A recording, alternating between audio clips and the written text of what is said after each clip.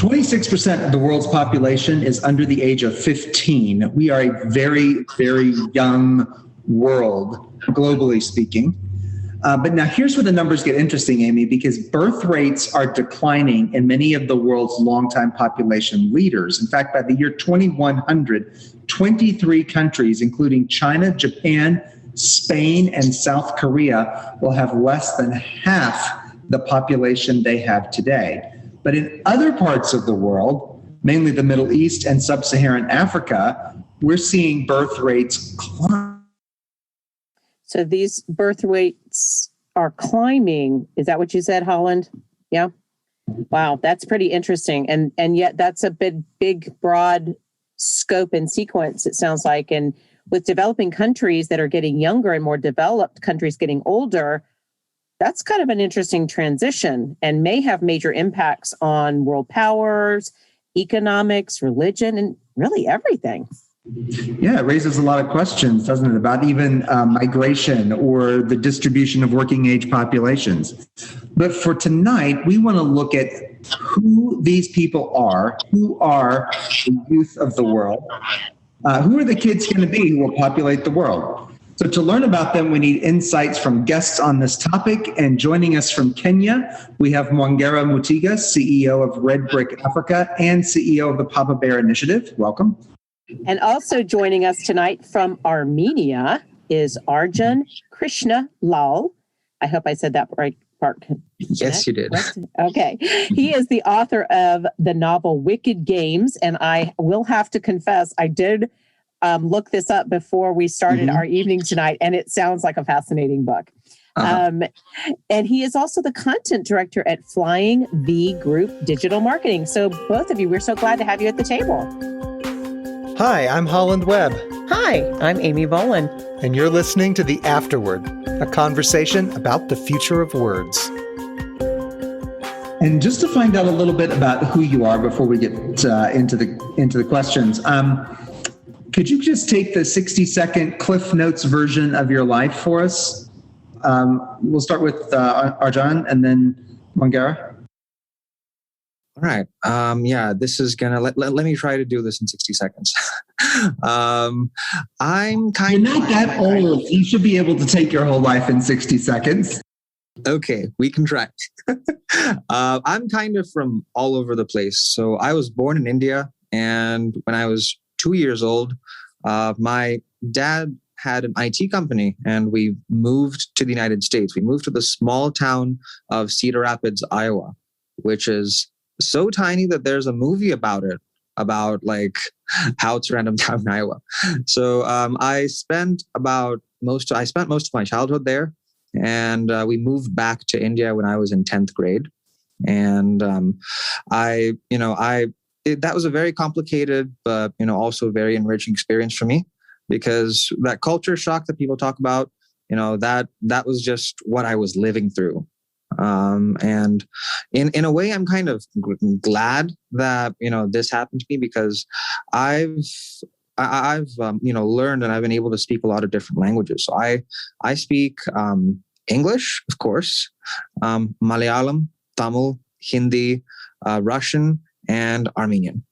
And I think that kind of aspect of my life, where I was neither here nor there, that kind of propelled me to think more about, why do we need to think about like where we belong in concrete terms? Why can't we just belong to everywhere? And I think that's kind of what drove me, after college, after I got into content marketing, became a decision maker at Flying V Group. I kind of thought, why don't I just go where I want to go? And why should I be, why do things like borders matter? And I think that that's kind of a relevant question in, the discussion we're having about young people, because patterns of migration are going to be so important as far as, international relations are concerned, as far as day-to-day lived experiences are concerned for people both in developing countries and the developed world. So I feel like, I'm kind of participating in globalization. That's what I'd say my life is. And it's been awesome. It's been very crazy as well. Yeah. And thanks, Arjun. And from Kenya, Mwongera. Thanks, Holland. So my name is Mwongera Mutiga. I was born in Nairobi, Kenya. But early on in my life, when I was probably about 1 or 2 years old, my dad left the country to go study for his PhD in Australia. So I lived in Australia for the first, I don't know, maybe 3 or 4 years of my life. And then I came back, and I've been in Nairobi pretty much ever since. Stints occasionally here and out of the country, but for the most part, I've been here, a resident here in Kenya. I'm a husband to a lovely wife. We've been married for about 14 and a half years. We've got 3 kids between us, 12, 10, and 6. And a lot of my work and experience has centered around my parenting experience. I started an initiative a couple of years ago to focus on men and fatherhood in particular, based partly on my own experience of fatherhood, and also just a realization that fatherhood as a whole is a subject that's not talked about very often, and a lot of men are not prepared adequately or even at all for it. I certainly wasn't. I kind of was just thrust into the job, and it's been a bit of a roller coaster, and it's something that I learn from every day. But I felt that this is something that can contribute towards development in general, just talking about fatherhood and what men can do and how men can be better at what they do for the sake of society. I'm also in the marketing space, so I run a company called Red Brick Africa, which does market research. And what we do is we help companies make decisions or to tackle some of their problems. We say we enhance the African enterprise experience through the use of practical and actionable insight. And so that's what we do. We provide this service for a number of clients around primarily East and Central Africa. And we're growing and trying to see how we can get ahead. But the bulk of my work has really, and a lot of my personal experiences around parenting, around fatherhood.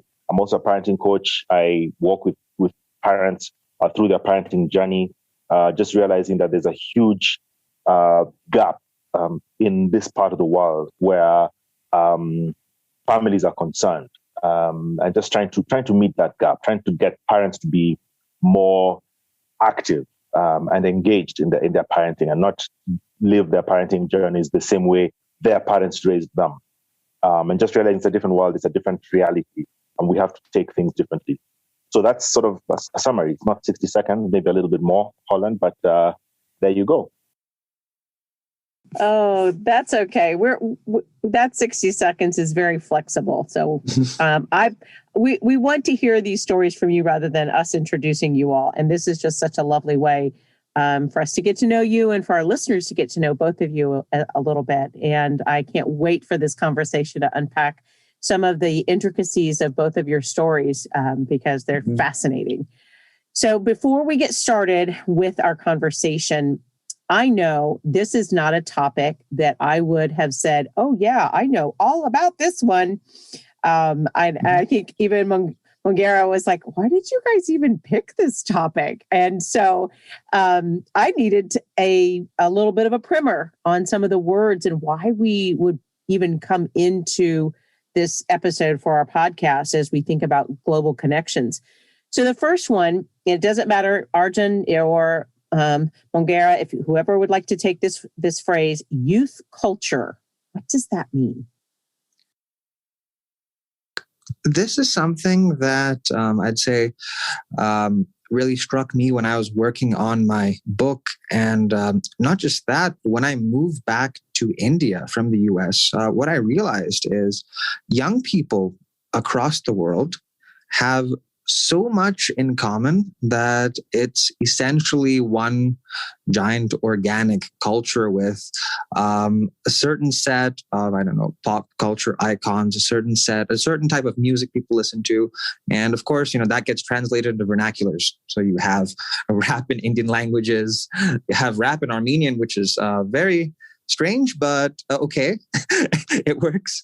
And I mean, there's the meme culture, all of these things. And what I found is it's incredible how there's certain fundamental elements, and people just adapt those to their particular locality, and it's like different flavors of what's essentially the same thing. And that was like when I moved back to India, that was perhaps what helped minimize the culture shock, because I think a lot of times when we talk about quote unquote culture shock, we're talking about migration patterns that happened before the internet era, when there was completely fundamentally different ways of doing things and different cultural values, etc. But here what I see is that if we take one given generation, regardless of where they are in the world, they're essentially living out almost a common culture. And I think that trend is going to increase as we go into the future. Mwongera, I see you nodding your head. Do you have something to add? Well, I mean, Arjun said it very well. I don't know if I can add to that. That makes a lot of sense. I think I grew up at a time before the internet era and the social media era, and so just seeing how it's shaping the culture of the kids around me, my kids, and how they live and how they interact. It's fascinating.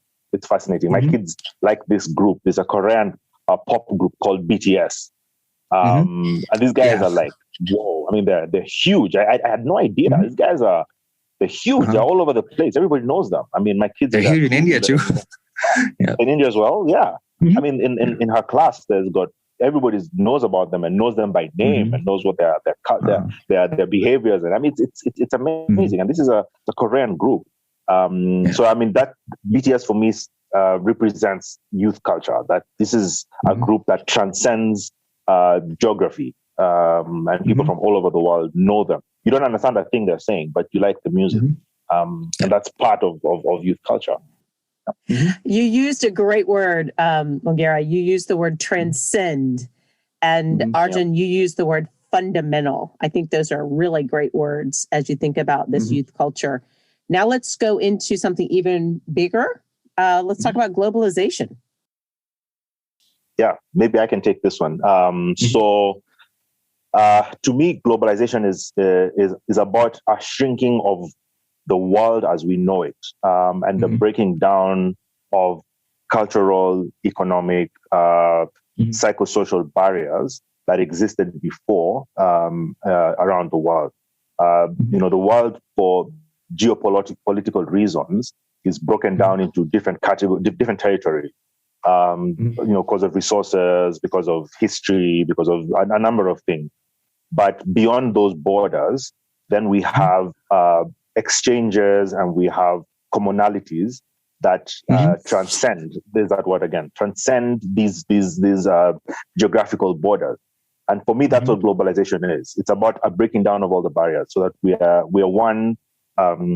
We have access to everyone. I can send a parcel to somebody, to Arjun in Armenia.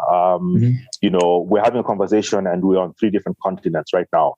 And that's part of globalization. It's just the breaking down of those imaginary barriers, which really are supposed to differentiate us, but are irrelevant, because we can still interact and do what we need to do despite anything that might be between us. So globalization for me is really about breaking down the barriers that exist between us. Love it. Arjun, anything else you want to add? I'd say I completely agree with that point. And I think in particular what Mwongera said about geographical and geopolitical boundaries existing. I think globalization kind of underlines for us how so much of what we know about boundaries is just essentially socially constructed. And we live in a world that's connected, and now to the point where you can get on a plane and you can go to any corner of the world in 10 hours, which would be actually longer than getting from one side of Mumbai to the other in heavy traffic. So that's that I think is globalization. It's realizing that the world is a lot smaller than we'd expect, and we're a lot more similar than we'd think or we're led to believe, and we're a lot more connected than we've ever been at any point of time in history. That is so good. All right, we hear a little bit about this going on in the news lately, especially with certain movements when it comes to the environment. But what is youth-led development? What do you think? I'm going to take a stab in the dark here. And I think that, and this could be completely wrong, but I would say that it has to do with, again, recognizing changes in the demographics around the world and prioritizing the interests of young people, basically with the understanding that 10 years, 20 years down the line, they're supposed to be the decision makers. And so, for example, in India, one of the biggest challenges that we face from a structural perspective is that expenditure on healthcare as a percentage of GDP and education as a percentage of GDP are very, very low. Now, overall, the Indian economy is actually quite large. In purchasing power parity terms, the third largest in the world. It's not as if there isn't money to go around, but it's more that certain development policies that are in place right now don't place enough emphasis on nurturing the younger generation and on nurturing youth, whether that means basic things like being able to go to school, or whether that means meeting social needs, meeting cultural needs by providing spaces, for example, to, for young people to get together, to ideate, to create things. And so that, I'd say, youth-led development would fundamentally be something that recognizes that we need to invest in our young people and then, take it forward like that. Yeah. What do you think, Mwongera? You have any other things to add to that?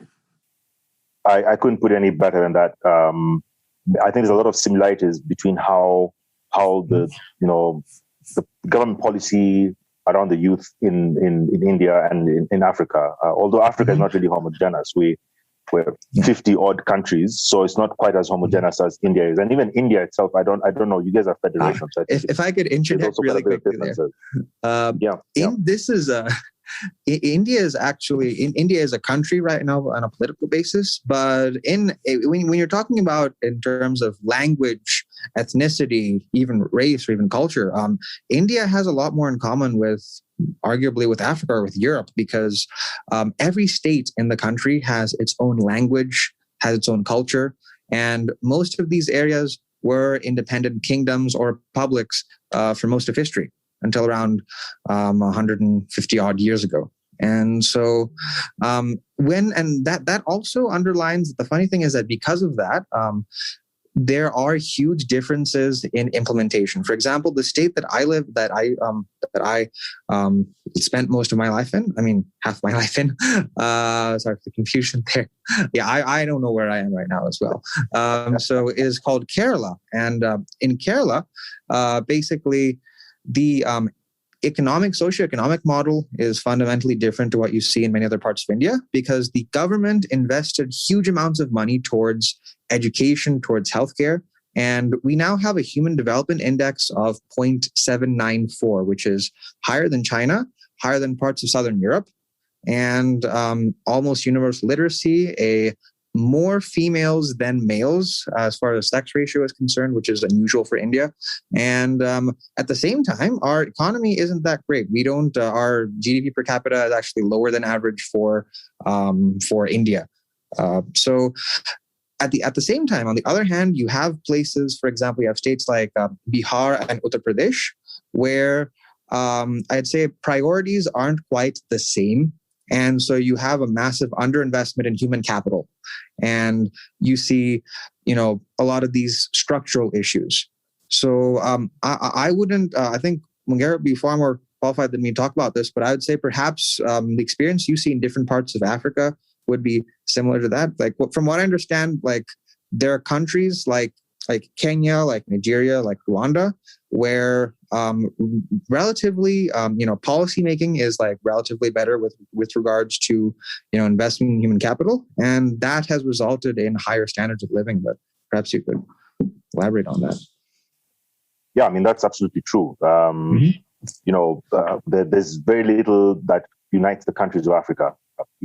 Every country has its completely unique culture, history, politics. They're very unique. There have been attempts made in the past to try and have like a united front for Africa, but for political reasons, that's never worked. And so, we're even more fragmented than India is. But yes, there's different policies, different countries, because of the colonial background, because of the colonial history, have had different rates of development. And also because of political leadership, some countries are ahead. It's arguable that the countries that got independence later on tend to be a little bit ahead in terms of economics. Well, it's not scientific, but some of the biggest economies in Africa, are recently independent. South Africa being one of them. Zimbabwe would have been another, but it was mismanaged, etc. But the point is, and what I was trying to say before we got into this political discussion was really about youth-led development. There's a statement that we say that I keep hearing that the youth are the leaders of tomorrow. And we were told that when we were growing up.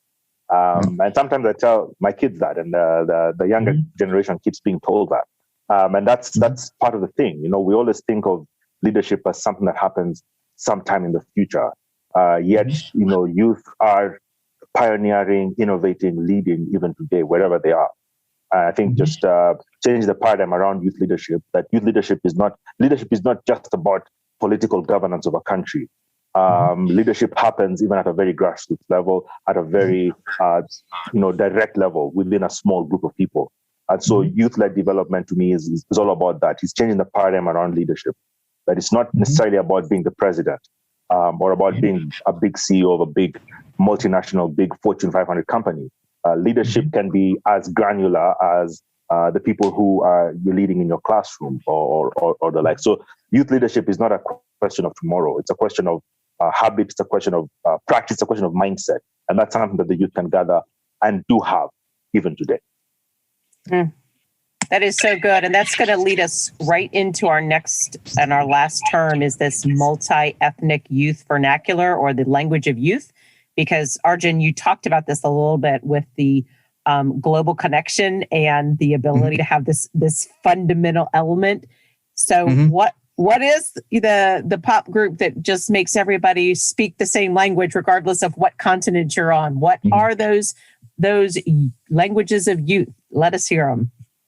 Okay, so I think I'll just start by saying two words in Russian. Cringe and hype. So I think that if anything, that perhaps demonstrates what you're talking about, multicultural youth vernacular is, and moreover about this kind of about youth culture itself being almost transcending boundaries, because everywhere that I've been in India, Eastern Europe, US, there's a certain vocabulary that people use, which it's almost embedded in the lexicon, even if it's in a different language. And it's and that makes it so that almost communication itself is kind of homogenized, because we're talking about the same things, we're using the same language to talk about those things, and that's kind of where it's at. Let me chime in. In Kenya we have a language called Sheng. That's Sheng. Sheng. It's basically what the young people speak, and it's a mishmash of English and Swahili, which is the other national language, and then a couple of other vernacular languages in Kenya. And the funny thing about Sheng is everybody knows it and everybody understands it. And it's such a dynamic language that it changes almost every day. People keep coming up with new words, and it's a very dynamic language. So what you speak today, or what you speak in one part of the city, is very different from what other people speak in another part of the city. Yet it's one language. And I think it's a representation of youth culture, that youth are united in their youth, but they're still very individual, and they have little pockets of culture in different parts of the country, wherever they are. And they still are able to get along and understand each other at the same time. So that's the thing. Sheng to me is a perfect example of just the multi-ethnic nature of young people. And it's the same thing for many countries in Africa. They have different versions of Sheng, but it's basically a language that they speak. And what happens with Sheng is because of the overwhelming number of young people. I mean, in Kenya in particular, over 50% of the population is under the age of 20. And if you go up to the age of 35, the population is even higher. It's probably 75%. So it's a very young population. But at the same time, because of this youth, then this language of the youth, which is considered informal or sort of unstructured, is finding its way into the boardrooms and into the places where decisions are being made. So you'll find places where you have young people in the boardroom, guys as young as 30, who are running corporations. And the language they speak is Sheng. When you talk about marketing and all the communication that goes out when brands are trying to get to grow their market share, they speak Sheng. They use Sheng. So you'll find Sheng all over the billboards and on the television and everything. So it's no longer just a language for the youth that distinguishes them from so-called serious adults. It's becoming the language of communications, becoming the language of the boardroom. And that's the thing. That just shows the power of young people, of the millennial age and below, that these guys are taking over. And, we need to be aware of that. Interesting so far that we've talked about these things that diminish historic barriers or that create a new sort of global lexicon that everybody speaks, and pop stars that attract people from all over the world and how that sort of unites a generation. But at the same time, if we mentioned anything about homogeneity in Africa or India, you guys were both quick to say, oh, no, Africa is 53 different countries and India could be that many different countries. And then we could talk about each state and we could really niche down hard. And people are keen to do that. Isn't it young people who drive the hashtag Africa's not a country on Twitter? So there's a couple things already going on that seem to be in contradiction to each other, and I think we'll get a chance to talk about them a little bit more later. But for now, it's been said that people resemble their times more than they resemble their parents. In what ways does youth culture in your part of the world look different from the culture of 25 years ago or even 5 or 10 years ago? I think I would completely understand this as well, but the generational divide in our countries is probably something unlike anything that anybody has ever seen in history. Because from what I know, my grandparents lived in essentially a feudal society, which was pretty much what you'd see, what you would your stereotypical idea of, say, Game of Thrones. That's actually what they lived through. My dad's generation lived through a communist revolution, and I live in this world that we all live in right now. And the degree to which there's that cultural the gap, and the degree to which there are these fundamental differences between lived experiences, like what do my grandparents see in life? What has my parent? What do my parents see? And then what do I see? I mean, that actually creates. I'd say that those separations, the generational gap is far greater than I'd say the cultural gap between me and a young person in a different part of the world. So quite similar experience that I had growing up. So my granddad, my late granddad, when he was growing up, it was around the time of colonization. And what was happening at the time was, people were being conscripted into the army, into the war to fight against the colonialists. Around that same time, there was a couple of world wars that happened around that time. And what happened is people of my granddad's generation were conscripted into the army to fight on behalf of the British in the war. So there was a lot of people who sort of left their homes. So there was a whole generation around my dad's age who grew up without their fathers around. Now, when my dad was growing up, which is probably in the 50s and in the early 60s, in the 70s, Kenya was transitioning into an independent state. And that came along with a lot of opportunity, a lot of optimism, a lot of hope, which eventually turned out to be too early, because then, all those hopes were dashed, and, we saw what happened. It's a whole story on its own about what happened post independence in Africa. But what happened is my dad grew up at a time when there was a lot of hope and anticipation for the future, because a lot of countries were becoming independent around that time. So that is a completely different generation. And so how it differs from me now and how I was growing up is that it was a completely different environment. Things were different then. I think for the younger people, my kids' age and around that age, it's different for them because they see a lot of what's happening around them, and they see a lot of disappointment. They see a lot of things that are not working out, things that are not supposed to be happening politically, things like corruption, etc. And they feel that the older generation, that's me and my parents and my grandparents, basically bungled this whole thing, and we messed it up. And they believe that the older generation did not handle things properly.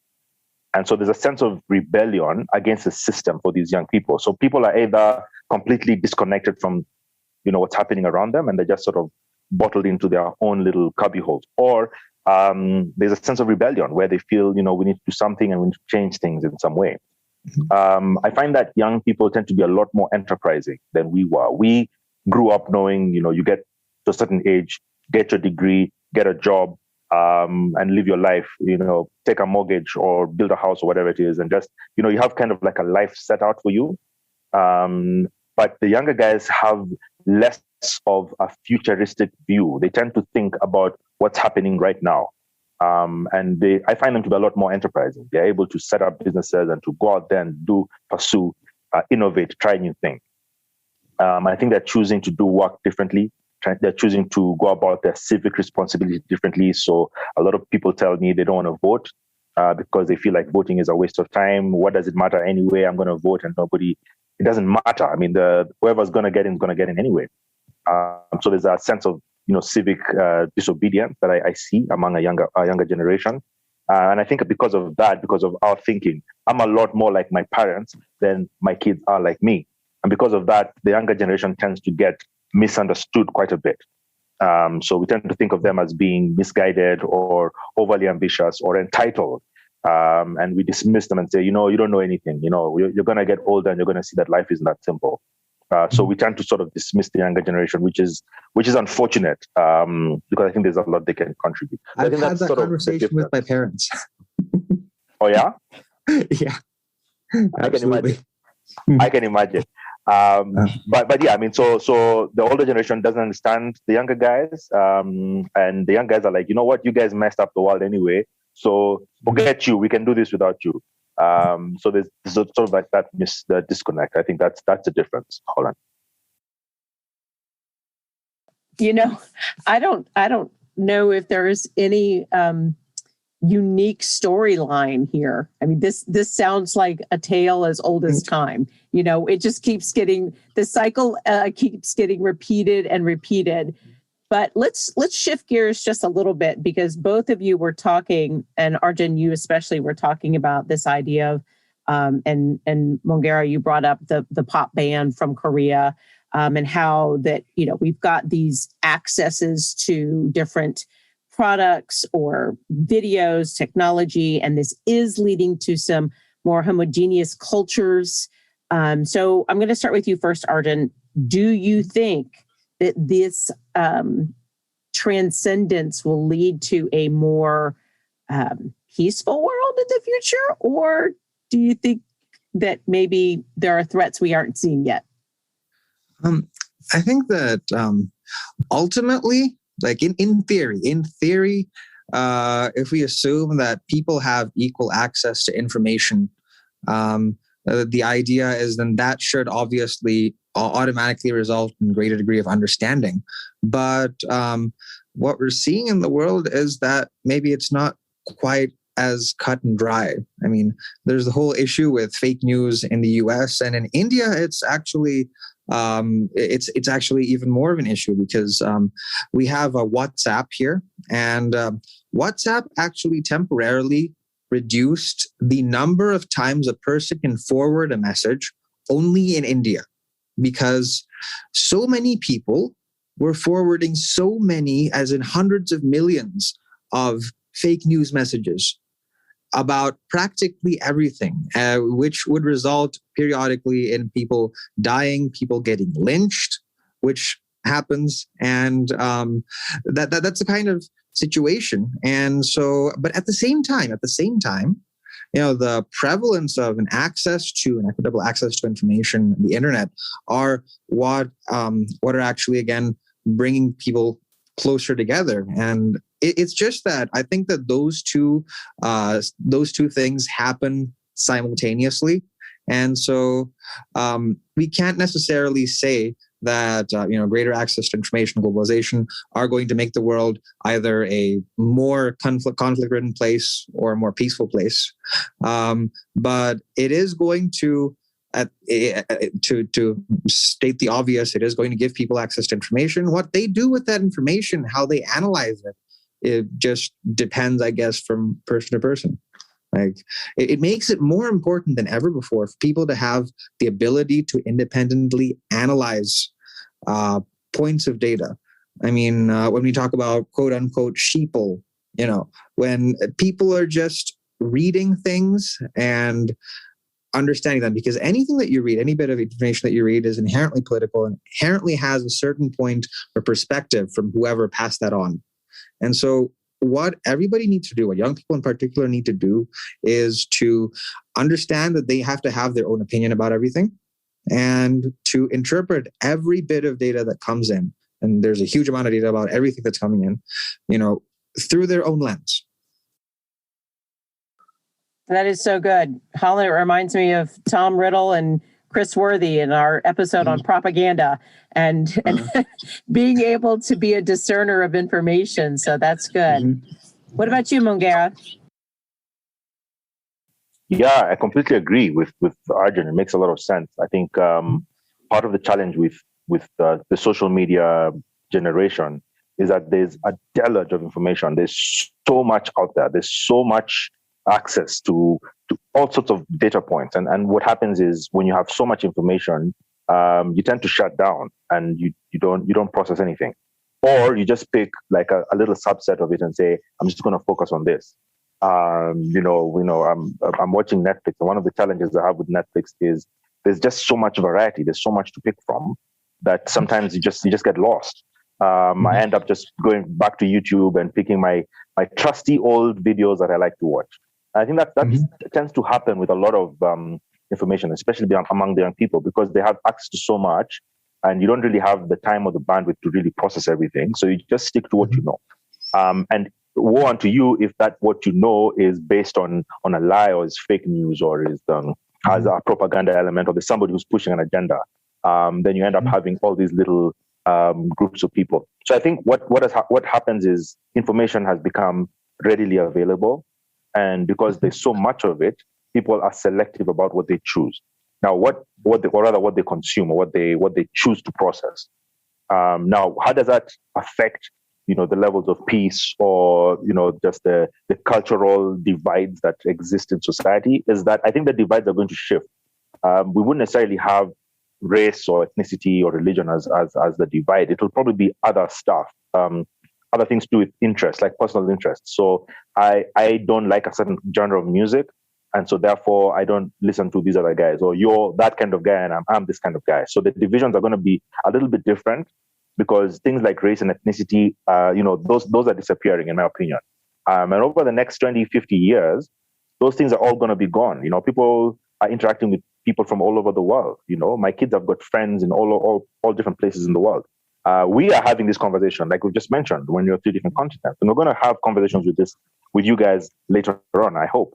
And so I think race and ethnicity are slowly going to disappear, and we're going to have divisions that are based on sources or interest, things of interest to you. What kind of information are you interested in, and how do you process it, and where do you get it from? And that sort of becomes your thing, which is even harder to deal with, because then how do you, at least race is one thing. I'm black, and so therefore that's a straightforward thing. It's a black and white thing, pun intended. But when the interest or when the divisions are based on something as nebulous as music interests or sporting interests, things which are very difficult to quantify and things which will shift and move over time, then it becomes very difficult to sort of monitor that. You could argue that the nebulousness of those divisions will make it easier for then people to get along, because my interests could change from day to day or from week to week. I could wake up and decide I want to start cycling now, and I look for a community of cyclists, and we have all these conversations on YouTube or on Facebook or on WhatsApp or whatever it is. So the interest will keep shifting, but I think what that does is it helps us to then identify more shared interests, which in my view would help contribute towards a more peaceful world, in my view. So let's now turn to the topic that's occupied everyone's mind for the last 18 months, COVID. Young people probably have been the least impacted from the health consequences of COVID, but they've been the most impacted from the social isolation and disruption that it's caused. If you're 10 years old, you spent 20% of your life with a mask over your face. If you're 20 years old, you've spent 5% of your life with a mask over your face, being afraid to get near people. That has to do things to you, to how you see yourself and how you see the world. How will COVID reshape the character of this emerging generation, especially in countries that have seen high death rates and slow vaccine rollouts?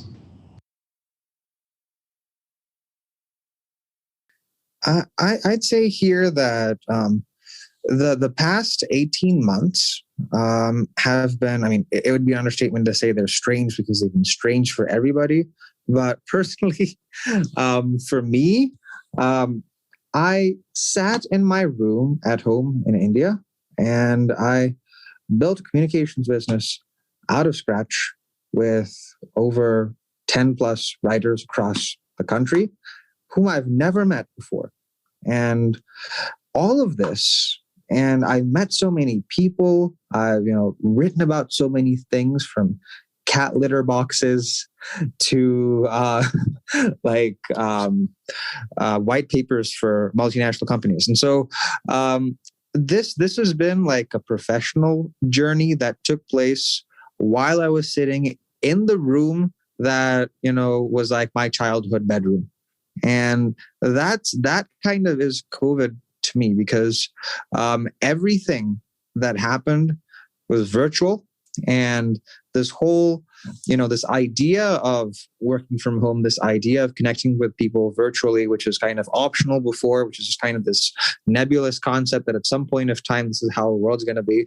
That was my lived experience. And I was able to build something out of that. And it was such a strange feeling, which is why I felt I had to just leave the country and go anywhere as soon as lockdown lifted, because it was like, you don't feel as a person psychologically when you're doing things, but when you're in the same spot, you don't feel like you're progressing, even though you are, or even if you're maybe slipping back.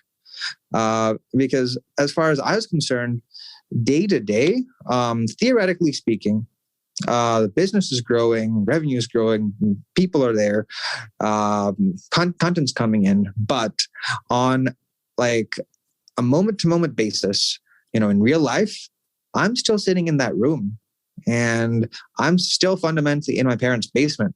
And I can't even leave there because the police will make me go back there because it's locked down. But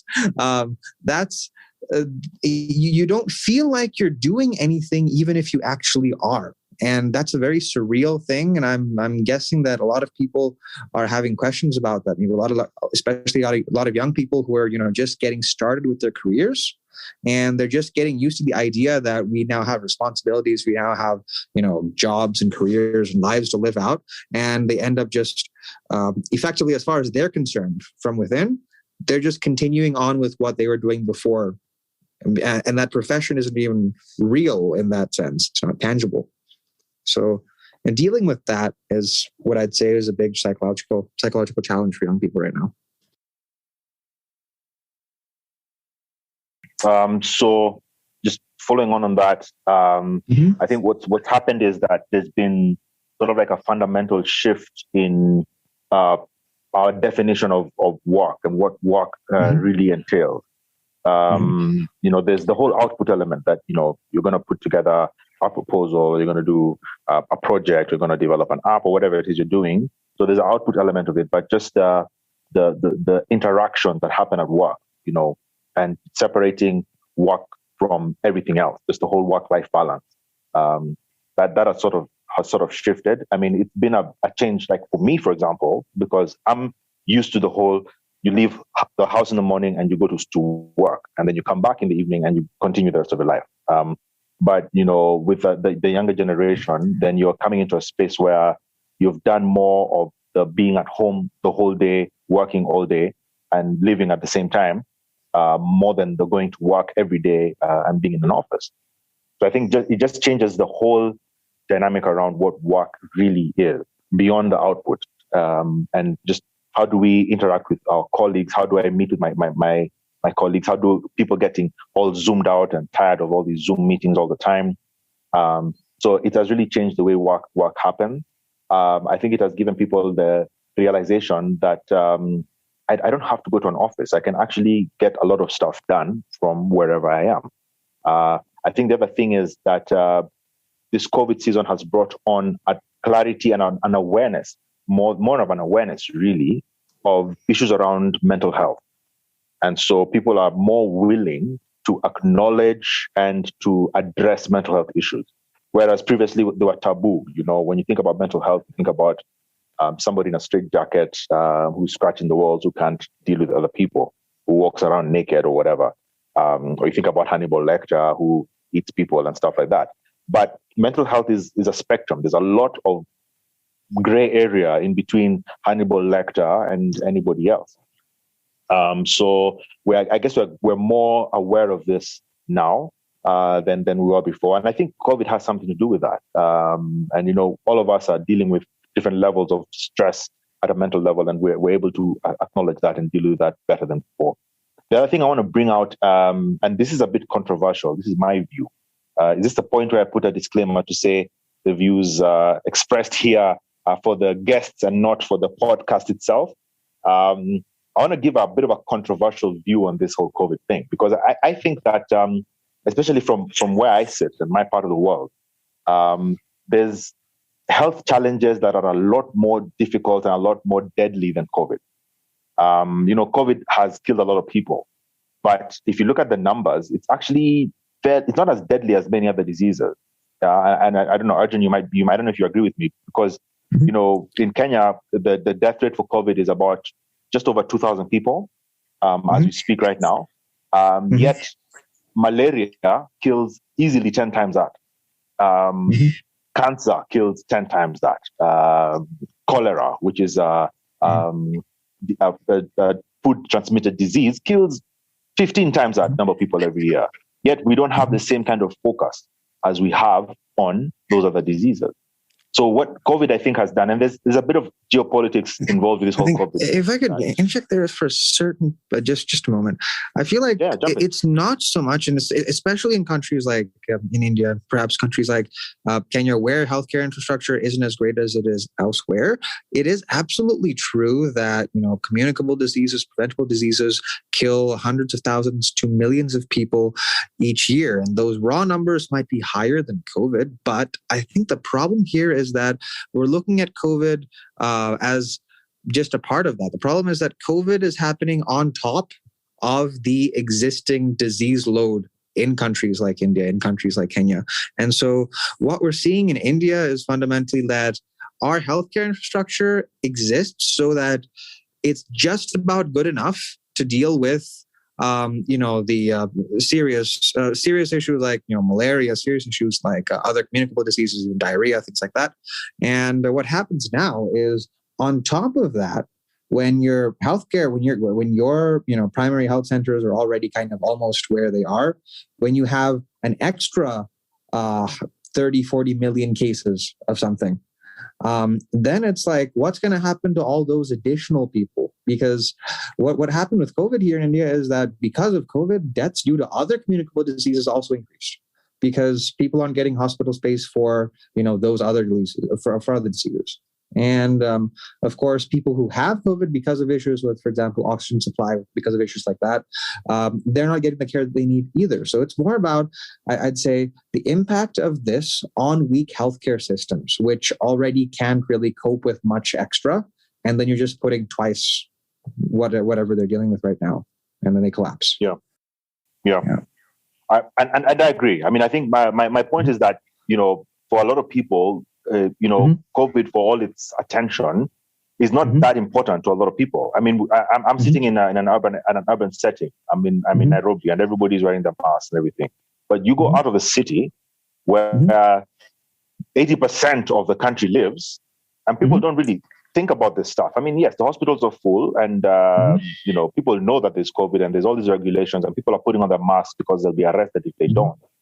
But the gravity of the situation is not as heavy as it is for other diseases that people are dealing with. People have much heavier issues to deal with. And so my point is that COVID, for all its deadliness and all the damage and the carnage that it's causing in the country, for very many people, it's a far-fetched thing. It's just something that my only interaction with COVID is the fact that I have to wear a mask. And if my kids ask me why I'm wearing a mask, it's because of COVID. I don't know what that means. I don't know what that looks like. I know many more people who've died of cancer than a lot of the people who've died from COVID. So there's a sense in which we're aware of it, but the reality is very far removed from what we deal with every day. I think that's the thing about this disease for many people. At least that's been my experience so far. I feel like in India specifically, though, the caseload, the caseload is so high right now that people are, I think maybe like 6 months ago, the way that you actually addressed it is completely valid. People are thinking of it as a remote thing. But I mean, right before I left Armenia, I had to Armenia from India. I had a plan for like a big get together of all my friends, and only one person managed to come because everybody else had funerals to go to. Every other person. And they had multiple funerals that they were attending almost every day. And that just became, people dying of COVID just became like ingrained as a default thing. And every person that I know, somebody in their family, almost everyone in the family has fallen sick. And then at least a good chunk of the elderly people have just died. And that situation, I've had riders who weren't able to work for me because they've had healthcare emergencies in the family. And that kind of situation was just like, it's unimaginable. So it's like, I think here what happened is our healthcare system got so overwhelmed with the second wave that now people are moving past that idea of, it's like a remote thing because everybody's getting sick. And everybody knows somebody who's dying or who's, in intensive care. So let me just jump in real quick because, both of you brought up this idea. And as we're thinking about the youth culture and what this is going to look like, so I'm a fly on the wall. I'm a 10-year-old watching this and Mwongera, you kind of touched on it, with that next generation looking at us going, hey, it's all your fault. You did not handle this well. And Arjun, you're saying, hey, the health system has not been supported for the youth to develop them and take care of them. So as we close out this first episode, because honestly, this is a fascinating conversation. I'm so glad we have a part 2. Boil this down. What is an essential element we need to understand in emerging youth culture in a developing world? Arjun, go first. I think the essential element there is, again, it's just the rapid pace of progress and how that causes us to see ourselves in a certain way, because nothing is fixed truly for people in my generation, countries like India. Everything changes all the time. And I got fiber internet at my house 2 days before I left. And before that, a couple of years ago, if there was a very strong wind, the internet would go down for a couple of days. The power would go out for a couple of days. And the year after that, all of a sudden that changed and there are no more power outages. The year after that, the internet increased in speed by 10 times. And the year after that, it's, the degree to which change takes place because there's a relatively low base that we start off with. The degree to which, the catch up is happening is incredibly fast. And that causes young people to just perhaps, I guess, be a bit more open, because we don't have these set dogmatic ideas that this is how things always are. Because in our world, there literally aren't things that are always that way. They're always changing. Yeah. I think change is that fundamental element. Wow, that's excellent. Mwongera. I think what we need to realize is that the youth culture is increasingly becoming everybody's culture. That we cannot ignore what's happening with the youth. There was a time when we could just say, those are just young guys. Forget about them. They'll get over it. They'll grow up. Just use that word a lot. That word was used on me a lot. You'll grow up and you'll get to see the reality of life. You haven't lived yet. You need to get a bit of experience, and then you'll understand how life is. But what's happening is that youth culture is quickly becoming everyday culture. And we, instead of us sort of influencing the young are influencing us. And we are trying to become more like them. The language, the way they operate, the music they listen to. And it's less about me, us versus them. It's more about it's a different approach. It's a different way of looking at things. I think the youth culture is a lot more influential for the youth of today than it was for probably the youth at any point in time in history. And at least I'm speaking from my perspective. My dad probably have a different experience. My grandma probably have a different experience. But I think youth culture is increasingly becoming the culture that, and we can't ignore it anymore. It's no longer a thing of we'll do this tomorrow, or we'll find out how you guys will contribute next year, or, give yourself time to grow and learn these things. It's no longer a question of learning stuff. Youth culture is here, and we need to accept it and realize that things have changed. Things are not what they used to be before. Yeah. Awesome. Thank you guys so much. Things are not what they used to be. And on that note, we will say thank you to Mwongera and Arjun, and ask that the folks who are listening at the table tonight will go to the afterwordpodcast.com and become a subscriber. Leave us a 5-star review on Apple Podcasts or wherever you get your podcast, and tell your friends about us. And as always, you are welcome at our table.